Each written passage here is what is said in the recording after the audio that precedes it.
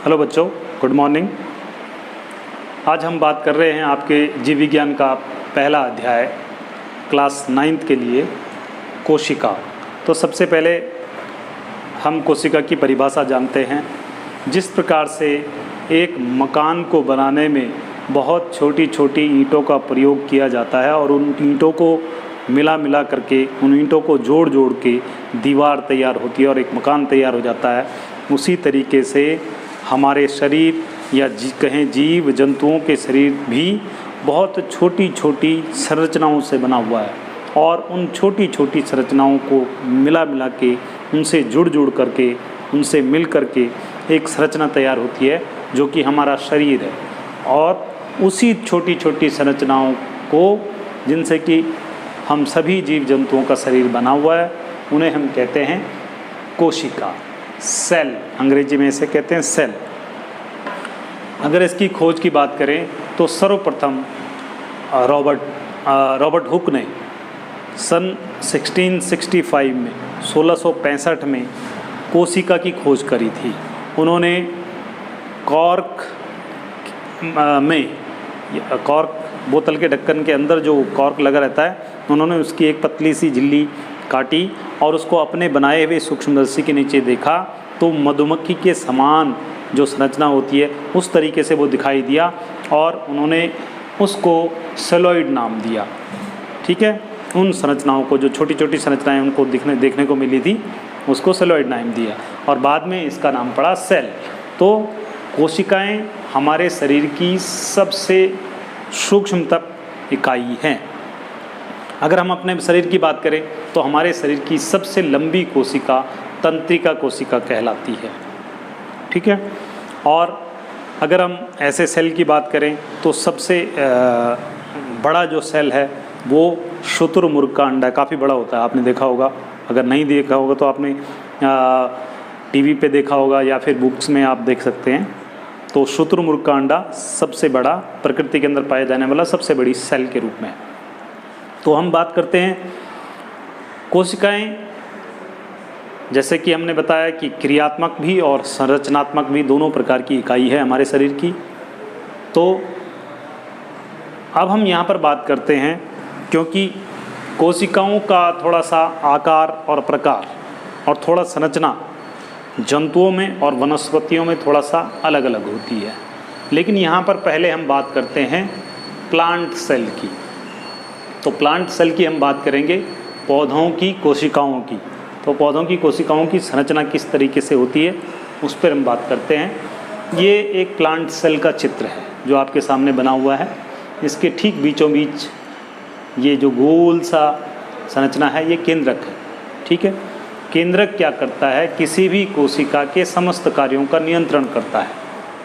जितनी भी इस सेल के अंदर होने वाली क्रियाएं हैं उन सब का नियंत्रण यह केंद्रक करता है। इसके अलावा इस केंद्रक के अंदर क्रोमेटिन जाल, डीएनए, आरएनए उपस्थित होते हैं जो कि आनुवंशिक सूचनाओं को पीढ़ी दर पीढ़ी ट्रांसफ़र करते हैं। तो केंद्रक की बात होगी। सबसे पहले हम इसके बाहरी जो इसकी परत है इसकी बात करते हैं। अगर प्लांट सेल की बात करेंगे तो इसमें सबसे बाहर की ओर होता है सेल वाल और इसके अंदर है सेल मेम्ब्रेन। ठीक है, सेल वाल का काम है बाहरी आघात से पौधों को बचाना, क्योंकि ये सेल वाल पौधों में पाई जाती है, जंतुओं में नहीं पाई जाती है। ये जो संरचना आपको दिख रही है ये है क्लोरोप्लास्ट, हरित लवक। हरित लवक पौधों में प्रकाश संश्लेषण की भूमिका के लिए बहुत ही महत्वपूर्ण है। ठीक है, इसी के अंदर प्रकाश संश्लेषण की प्रक्रिया होती है और भोजन निर्माण होता है। अगला जो अंग आपको दिख रहा है यह है माइटोकॉन्ड्रिया।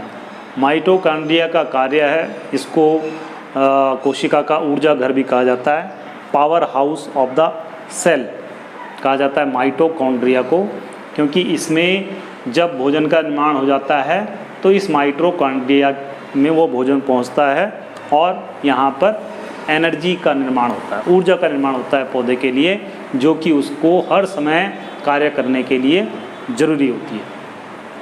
इसके अलावा इसमें द्रव जैसी चीज़ पाई जाती है जो कि साइटोप्लाज्म कहलाता है कोशिका द्रव्य कहलाता है।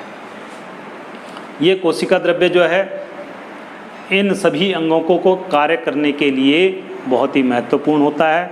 साथ ही साथ कोशिका की मूवेबिलिटी, उसकी गति को बनाए रखने के लिए साइटोप्लाज्म बहुत ही आवश्यक है। ये कोशिकांग आपस में एक दूसरे को नुकसान ना पहुंचाएं, उसके लिए भी कोशिका द्रव्य बहुत ही आवश्यक है। एंडोप्लाज्मिक रेटिकुलम, ये जो केंद्रक है इसके झिल्ली के बाहर एंडोप्लाज्मिक रेटिकुलम लगे होते हैं और ये सेल वाल, ये सेल मेम्ब्रेन तक चले जाते हैं, कोशिका की दीवार तक भी चिपके हुए रहते हैं। और इनके अंदर इन पर जो है राइबोसोम लगे होते हैं जो कि प्रोटीन संश्लेषण का काम भी करते हैं। ठीक है, कोशिका के लिए प्रोटीन की आवश्यकता होती है, उसके कार्यों के लिए प्रोटीन की आवश्यकता होती है, इसलिए इस पर जो राइबोसोम होते हैं ये प्रोटीन संश्लेषण का काम करते हैं। एंडोप्लाज्मिक रेटिकुलम दो प्रकार की होती है, एक रफ एंडोप्लाज्मिक रेटिकुलम होती है, एक स्मूथ एंडोप्लाज्मिक रेटिकुलम होती है। स्मूथ एंडोप्लाज्मिक रेटिकुलम पर राइबोसोम्स नहीं होते हैं, जबकि रफ पर राइबोसोम्स उपस्थित होते हैं। वैक्यूल, जब कोशिका का निर्माण हो रहा होता है तो बहुत सारी जगह जो साइटोप्लाज्म है वो तैयार नहीं हो रहा होता है, तो वहाँ पर जो है वैक्यूल्स बन जाते हैं, तो उन्हें कहते हैं हम वैक्यूल या रिक्तिका। गोल्जी बॉडी, तो गोल्जी बॉडी क्या है? कोशिका में जितने भी अनावश्यक पदार्थ होते हैं उनको एकत्र करने का काम गोल्जी बॉडी और उनको सेल से बाहर भेजने का काम गोल्जी बॉडी करती है। लाइसोसोम, ये एक अंगक है, सिंगल लेयर स्ट्रक्चर होता है ये लाइसोसोम, और इसका काम होता है, इसको आत्मघाती थैली भी कहा जाता है, suicidal bag of the cell. ये क्या करता है कि बाहर से आने वाले जो हानिकारक पैथोजेंस होते हैं, जीवाणु बैक्टीरियाज होते हैं, उनको ये समाप्त करने का काम करता है और उनको ये पाचित करने का काम करता है। जो भी हानिकारक चीज़ें होती हैं उनको ये पाचित करने का काम करता है, इसलिए इसे सुसाइडल बैग कहते हैं।